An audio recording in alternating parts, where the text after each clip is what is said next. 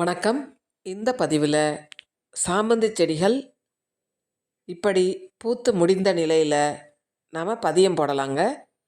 பூக்கிறதுக்கு முன்னாலேயும் பதியம் போடலாம். அதற்கான வீடியோக்கள் என்னோடய சேனலில் இருக்குது. நான் லிங்க்கை டிஸ்கிரிப்ஷனில் கொடுக்குறேன். இப்படி பூத்து முடிந்த செடிகளை நாம் அப்படியே விடாமல் ட்ரிம் பண்ணி விடணும். அப்போ தான் நமக்கு அடுத்தடுத்து புதிய துளிர்கள் வந்து பூக்க ஆரம்பிக்கும். எவ்வளோ அழகான பூக்கள்! எப்போவுமே சாமந்தி நிறைய பூத்துருங்க. ஒவ்வொரு சீசன்லேயும் நாம் இதை பாதுகாத்து கொண்டு வந்து அடுத்த சீசனில் கூட பூக்க வைக்க முடியும்.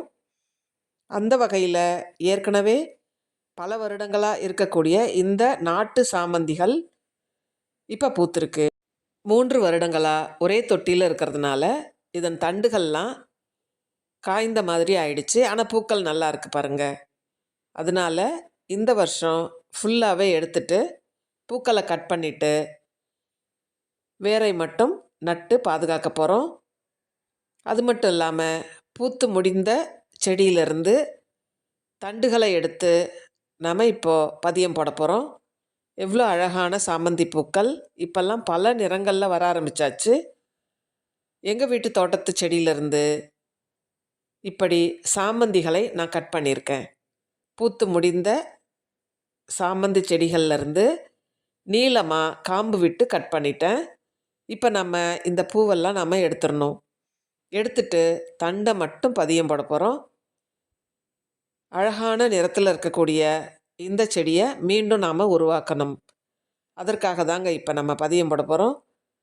எல்லா பூக்களையுமே நான் எடுத்துட்டு காம்பு பகுதியை மட்டும் தனித்தனியாக வச்சு அதில் இருக்கக்கூடிய இலைகளை நாம் ரிமூவ் பண்ணிடணும். அடிப்பகுதியில் இருக்கக்கூடிய இலைகளை நாம் எடுத்துடணும்.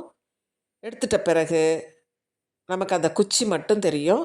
இப்போ நீங்கள் பார்க்குறீங்க. இதை நல்லா க்ளீனாக அழகாக கட் பண்ணி எடுத்துக்கோங்க. இதை ரூட்டிங் ஹார்மோனில் வைக்கிறேன். ரூட்டிங் ஹார்மோன் உங்கள்கிட்ட இல்லைன்னா பரவாயில்லைங்க, கற்றாழையில் வச்சுருங்க.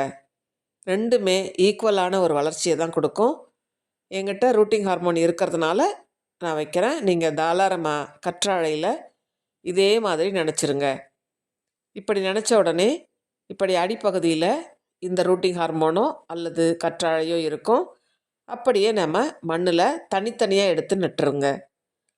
அதிக தண்ணீர் கொடுக்காம கிட்டத்தட்ட ஒரு 15 நாட்கள் அப்படியே விட்டிங்கன்னா இதில் துளிர் வந்துடும்.